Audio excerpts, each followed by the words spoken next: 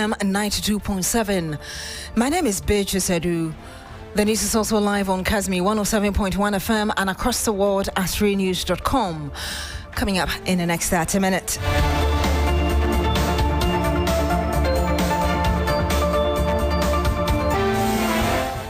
MPP Ashanti Regional Chairman Bernard Adu, also known as Chairman Wontumi, pleads not guilty to charges of assignment of minerals rights without approval and purposely facilitating an unlicensed mining operation.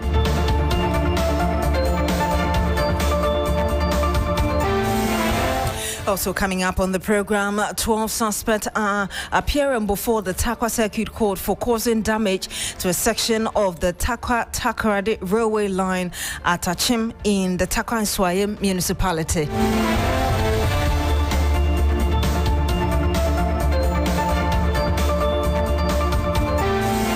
And much later on the program, Sports Minister Kofi Adams justifies the impending levy on the Sports Development Fund currently before Parliament.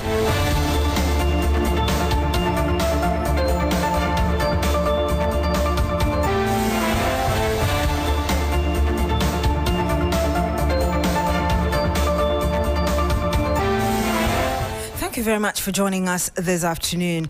Now, the opposition, a New Patriotic Party Ashanti Regional Chairman Bernard Adu, also known as Chairman Wontumi, has pleaded not guilty to charges of assignment of mineral rights without approval and purposely facilitating an unlicensed mining operation.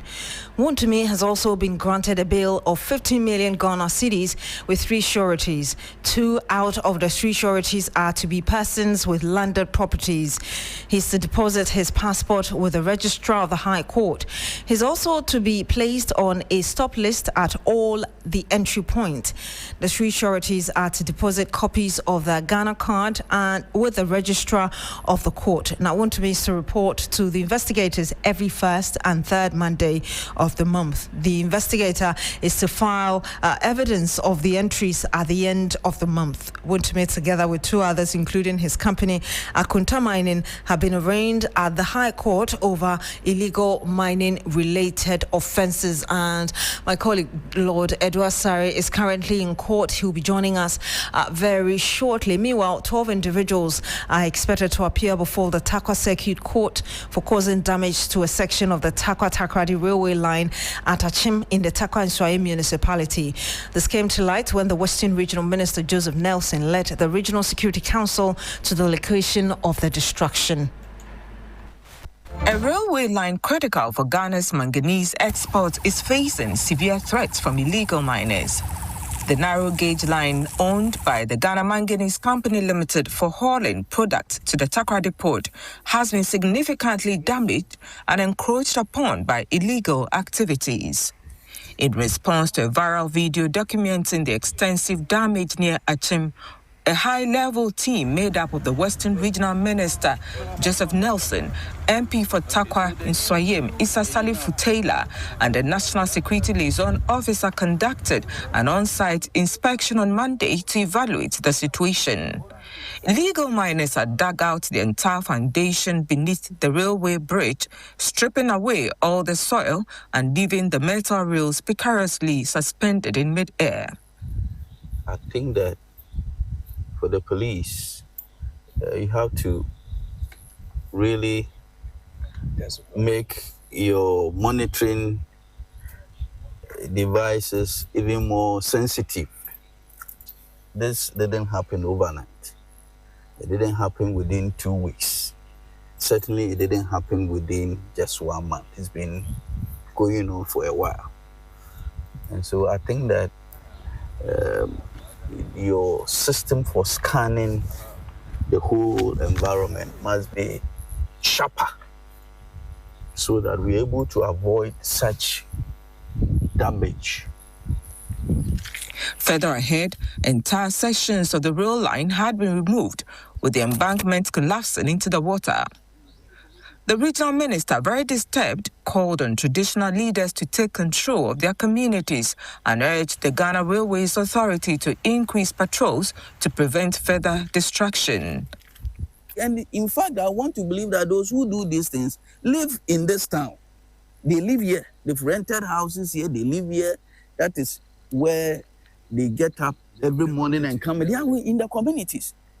And so to think that this has been going on for weeks, and we couldn't get any public-spirited person, no leader here to show up to say that, look, this thing must stop.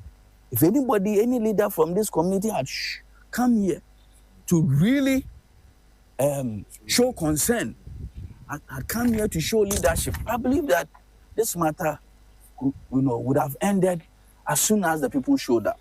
However, residents blamed the situation on certain individuals within the Ghana Railways Authority. They claimed that 2 officers from the authority had told them the new standard gauge line under construction would not pass through the Achim community.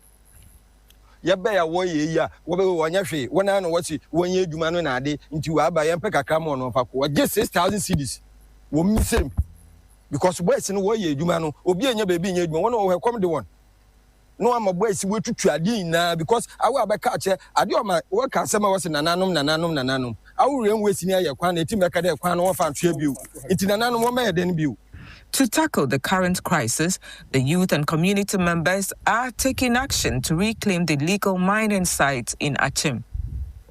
You could try a near Bayaso, a jazia, a youth near Ukumiha, Yenny, Achim youth. Ubio work Achim Kumbia, or ye young boy Tidame, Ubiala Jinuhudi. Ubiala Jinuhudi, Tiani Yenim Jumawi, Yebetimaye.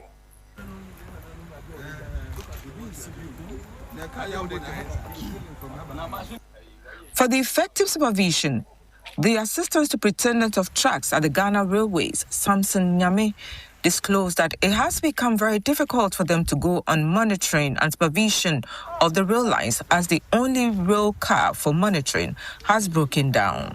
We have to get mobility. We use railway and the rail car, and the rail car is now spoiled. It's now at Tapa. So we don't have any ways and means to come to lie, even apart from Takwa to this thing, Benso. We don't have any means to travel more than 4 miles. In the meantime, the operational commander of the Western Central Police Command, ASP Edem Selassie, who briefed the Western Regional Minister, says 12 individuals were arrested in connection with the damage of the rail line at Achim and will be appearing before Takwa Circuit Court on Tuesday, October 7. That is to say that we actually heard information about the people working very close to the railway track, and when we came, we managed to arrest 12 people, and as I speak to you now, they are facing court action. And in fact, we realized that the place was in a very deplorable state. And Irama Smith, TV3 News. TV3 News. And you had that report filed for us by Irama Smith. Let's speak to Mr. Seth Wolashime. He's a mining consultant. Good afternoon to you, sir. Thank you so much for joining us. And we lost him on the line. You're still here on the Midday News on Sri FM 92.7. Accra, Ghana, Africa.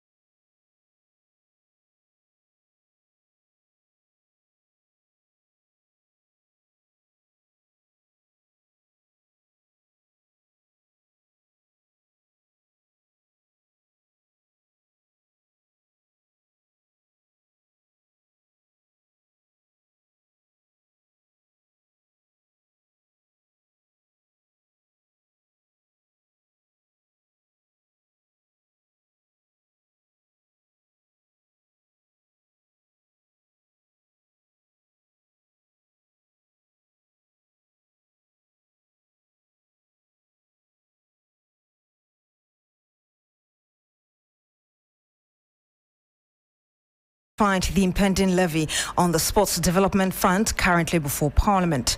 The government is seeking the levy to develop aspects of sports that remain underdeveloped. In September, President John Mahama gave his blessing to the proposal as Cabinet firmed up the final details of the bill for the Sports Development Fund. Sports Minister Kofi Adams explained this in an earlier interview with us. Listen. We are putting in all measures, especially knowing that that's going to be the final game. Every Ghanaian would want to be there. So we put in all the necessary measures, creating the fan bases around for Ghanaians to have a feel of our final qualification game for the World Cup. So I believe that all will be well. By Wednesday, we should have the tickets out so that people can start purchasing tickets for the game. We will once again engage with the security to make sure all the necessary security networks are put in place, so people who are coming to watch the game and people who are also coming to play will have a safe environment. Okay, all right. Thank you very much. Thank you so much. Kofi, why are you introducing a sports levy? Sports levy? Yes. I didn't hear anybody talk about. We are told that the government is introducing a sports levy. No, government is introducing a sports fund that will be able to take care of, or we will have a well-structured funding for sports. Mm-hmm. We do not have that, and because we do not have a fund, just like the way we have for education, for health and the rest, it's actually challenged our supports for what? Sport and sporting activities. Young people qualify, they struggle, they go through all the processes, and you are unable to push them to participate in the competition. So the government have decided to establish a sports fund, a fund into which all manner of contributions will go into the private corporates, the public corporates, individuals, government itself, and through many other sources will be able to put money in there to use in the development of sports. What is before Parliament now, and does it come with a levy? Because that's a media discussion that government is introducing. Let's work with what's before Parliament. You see it. Every document that goes to Parliament, you will find it. You can't establish a fund without a levy. And Heather, the Sports Minister Kofi Adams, President John Mahama has presented a 500,000 Ghana Cedi cash reward to the University for Development Studies following the remarkable victory at the FICU FISU World University Football Tournament in China. UDS, who made history as the first African university to win the global competition, paid a courtesy call on the president at the Jubilee House, where they presented the trophy. From Tamale to the world stage, this perfectly embodies the spirit of the reset agenda. Ghana rising through discipline, opportunity, and excellence. And so let me once again congratulate Professor Alassane, the Vice Chancellor, your academic team and management team. Congratulate the UDS community and all who supported the team on this journey. You brought glory to Ghana and renewed the faith in the power of young people, education, and sports to transform lives. Carry this your victory with humility. Let it inspire others to dream boldly and work hard. Good news for you. The presidency is also pleased to present you with something. We won't let you go empty-handed. So this is 500,000 Ghana cedis to be presented to Professor. It's a reward to the team for the good job you have done. And he had President John Mahama. Let's return to our earlier story about what's happening at the court today. Chairman Wontumi and the charges against him and two others. Lord Edwasare is our court affairs correspondent. He joins us live on the line. Lord, if you can briefly summarize what transpired in court and the other charges against Wontumi for us.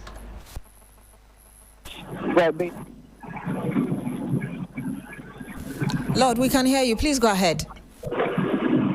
What's been clear, not two charges that were proffered against him. Now, the case was against himself another accused person, Kwame Intri, who, according to the prosecution, is at large, and then the third being Akonta Mining, the firm which he's a co-shareholder. Now, he pleaded not guilty, and then because he represented his company, Akonta Mining, and so the charges as well, he pleaded not guilty in that regard. Now, his lawyers led by Andy Apiakubi, prayed for a bill for him, indicating that, for example, he was already on a police inquiry bill, which was granted him when he appeared before the CID on Monday. He indicated that Wontumi is a man of repute. He's very known. He's a family man with wives and children. And so it's not that he's flight risk. He's someone that his sureties are on standby to post the bill because they are persons of substance. And so they have cooperated so far, and so he wouldn't bring any trouble whatsoever.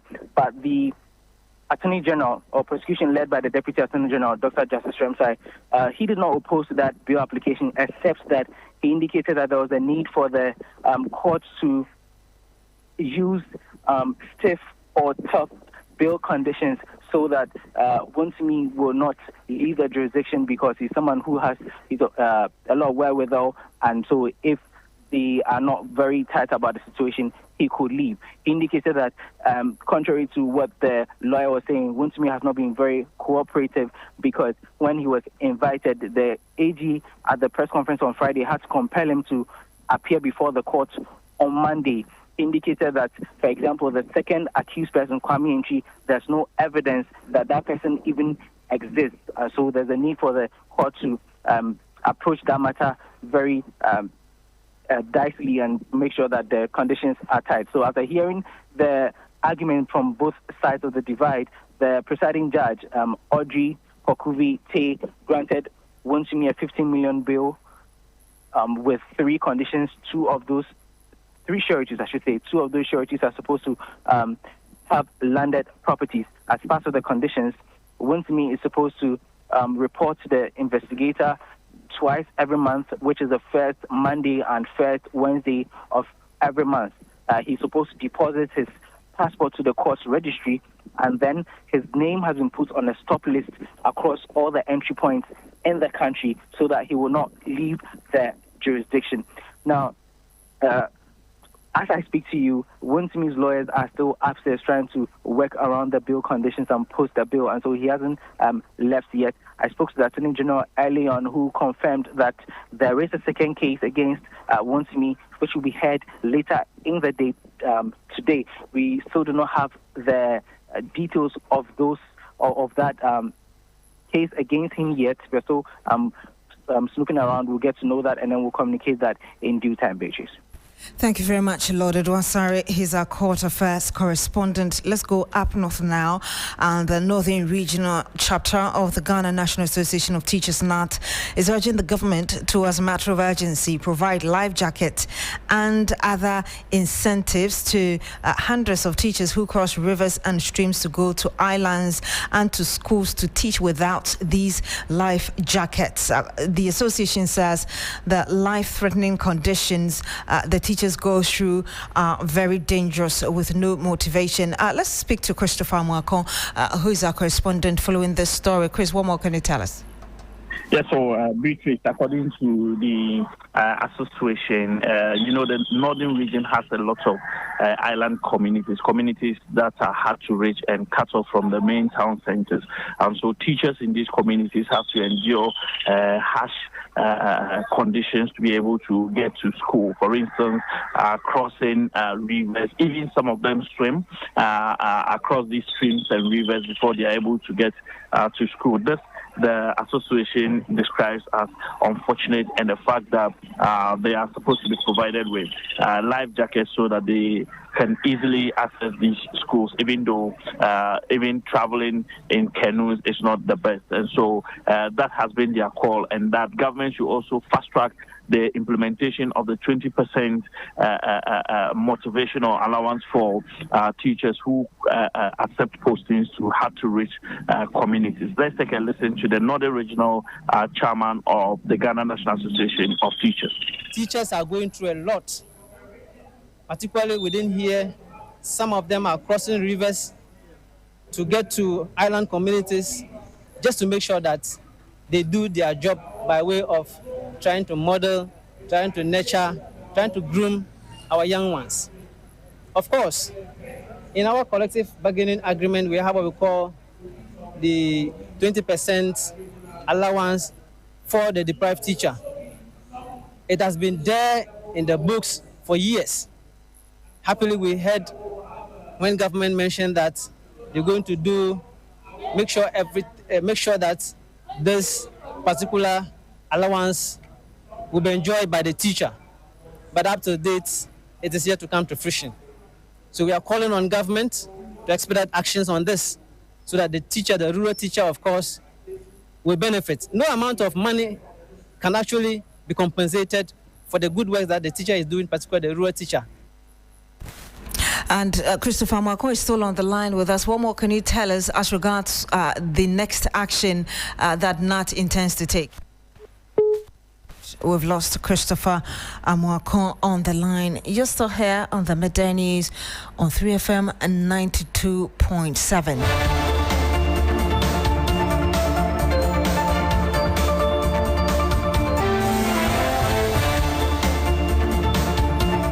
Now, Child Protection Agency Professor Nanama Kluche is urging Ghana to take space science seriously to address emerging challenges in the agriculture and mining sectors. Speaking at the Made in Ghana Space Conference at the University of Ghana, Professor Kluche emphasized the need for the country to invest in the production of space technologies, noting that the global space economy, currently valued at $600 billion, is projected to exceed some $1.3 trillion within the next decade. We can use space technology for precision mining, which means that prospecting to degrade the environment in many ways, we can reduce that because we can be very specific to where we can touch on the minerals and zoom in straight there to explore than to prospect. So Ghana very soon will stop.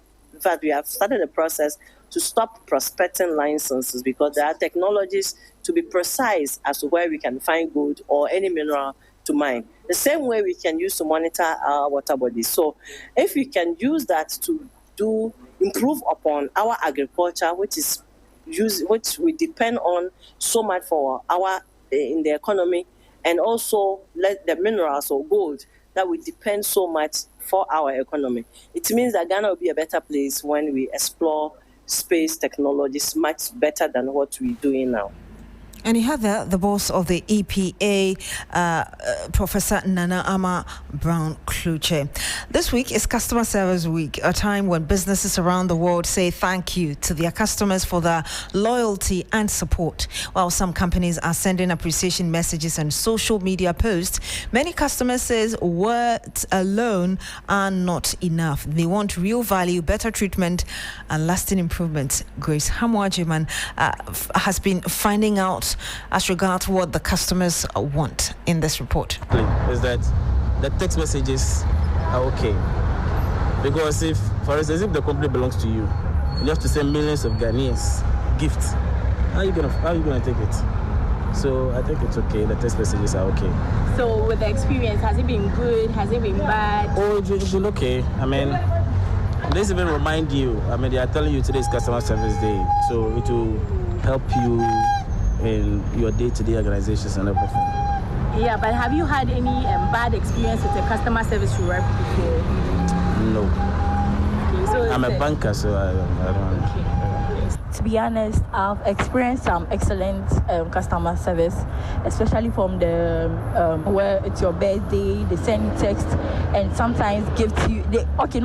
Always give to you with free call minutes and data on your birthday. However, I've also experienced bad customer service from most companies with managing large crowds and long queues. So because of this, it tends to end the customer service personnel losing their patience and also speaking rudely to us, the customers, when they feel overwhelmed. They have good customer recognition. I mean, how they receive people there, how they treat people, I think I'll prefer them or something like that, yeah. this being said? Yeah, so the celebration should go beyond messages. What I expect more. So what's more if you say you want more? What I say is we need more things from them, So we need more as in, we want more airtime from them. And you heard Grace Hamwajiman interacting with some customers as this week marks World Customer Week. Now, the Ghana Private Road Transport Union is urging the government to take steps to stabilize fuel prices. The union says fuel prices have been steadily increasing since transport operators reduced fares by some 15% when diesel and petrol sold at 12 cedis 69 pesos and 11 cedis 34 pesos per litre. Let's speak to George Quaining, who is with them at a news conference. He joins us live on the phone. George, what more can you tell us? Yes. So, Beatrice, thank you so much. So, the industrial relations officer of the GPRT was the one that addressed the media today, and their concerns are straightforward. Government to ensure there's some sort of stability in the prices of petroleum products, because obviously this is the commodities that they used to work, and so if there's this continuous increment, they'll be compelled to increase the prices of transport fares to accommodate their lost revenue.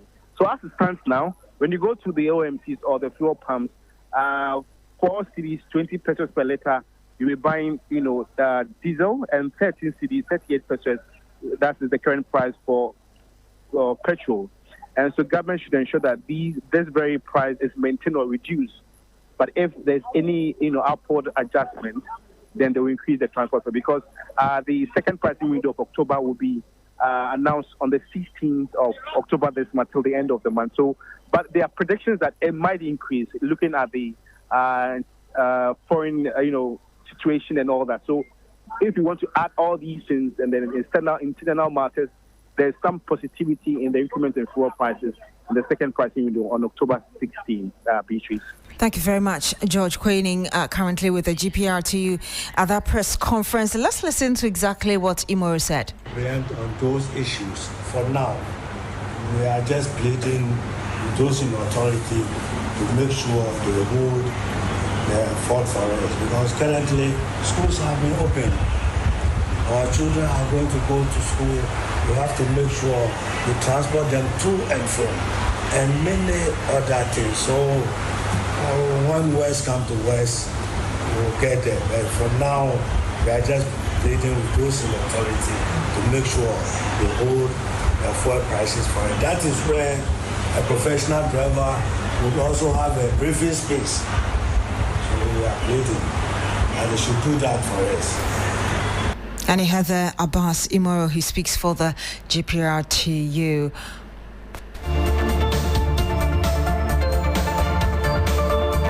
That's it for the news here on 3FM, the midday news on 3FM 92.7. My name is Beatrice Adu. Thank you very much for joining us today. Log on to 3news.com for more news. Coming up shortly is Business Daily with Bismarck Awusa.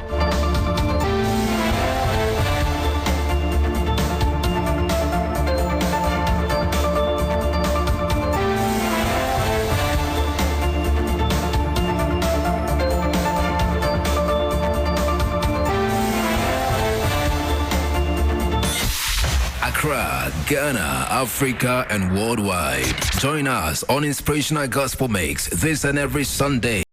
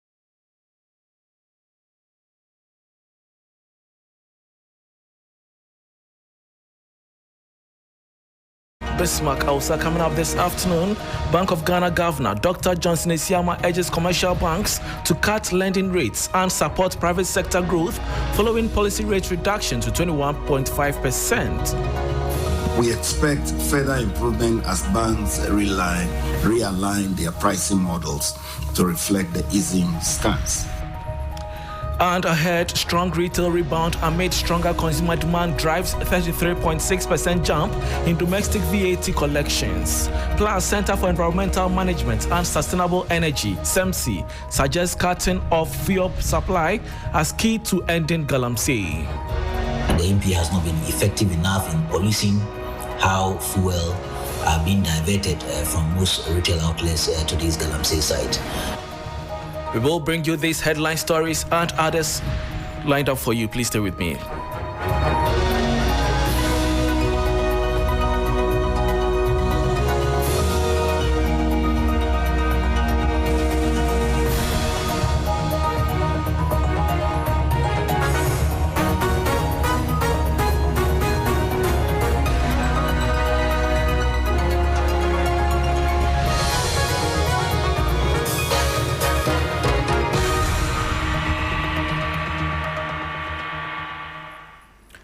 Thanks for your company. Now to the details. Governor of the Bank of Ghana, Dr. Johnson Esiama, has urged commercial banks to reduce their lending rates to reflect the recent decline in the key policy rate. The central bank, at its 126th Monetary Policy Committee MPC press briefing in September, lowered the policy rate by 350 basis points to 21.5% after reviewing developments in the economy. Following this, Dr. Esiama, during a post-MPC engagement with heads of banks in Accra, encouraged them to offer more favorable credit to private sector, particularly small and medium-sized enterprises. We are mindful, however, of potential risks going forward. And you're talking about risks including global oil price volatility. There are risks to do with possible tariff adjustments. And then there are other risks that we have to consider, such as any uptick in the rate of, in the movements of the city. But we stand ready to act decisively, whatever happens, to safeguard stability. The easing in policy rates has already started to transmit through the financial system, and we are seeing signs of that. Treasury bill rates have declined from 13.4% in July to 10.3% in August. And average lending rates are down from 26.6% to 24.2%. We expect further improvement as banks realign their pricing models to reflect the easing stance. And that was Governor of the Bank of Ghana, Dr. Johnson Esiama.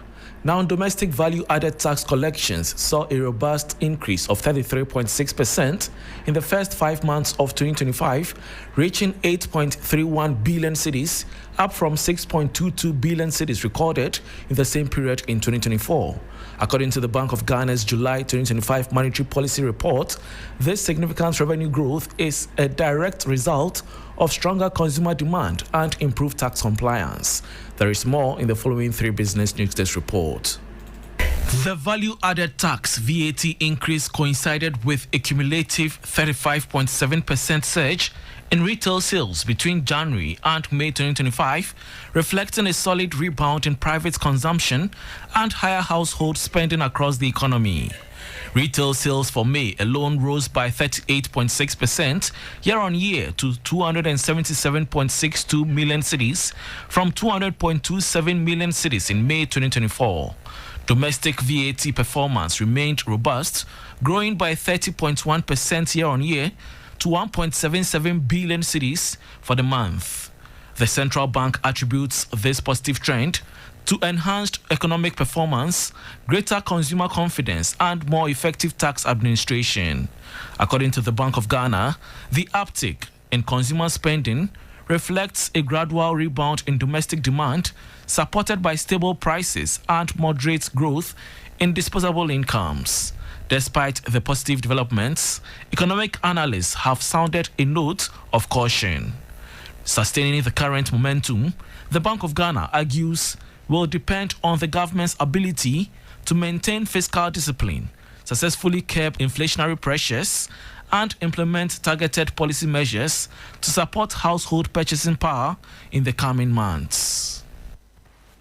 And that was a 3 Business News Desk report on stronger consumer demand driving the 33.6% jump in domestic VAT collections. Meanwhile, the Bank of Ghana successfully raised 4.91 billion cedis from the sale of its 56-day bills on October 6, 2025 as part of its ongoing efforts to manage short-term liquidity in the financial system.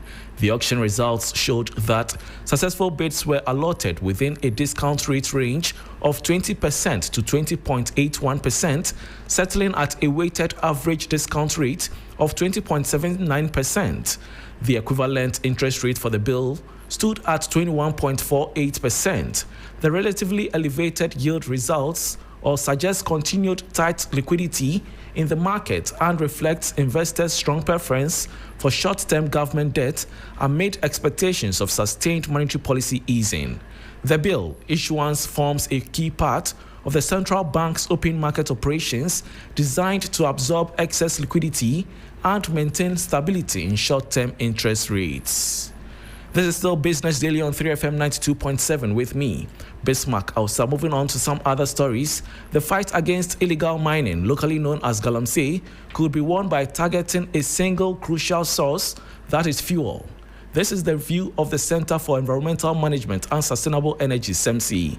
Executive Director Benjamin Nsia is calling for a concerted effort to starve illegal operations of the petroleum products used to power their heavy machinery in off-grid enclaves. The persistence of illegal mining has devastating economic and environmental effects on Ghana, an issue compounded by the parallel problem of fuel smuggling and tax evasion. The primary economic impact stems from the evasion of taxes, royalties, and regulatory fees by illegal miners and fuel smugglers. Most of the galamsey sites are off-grid sites. That means that most of them are not connected to the national grid.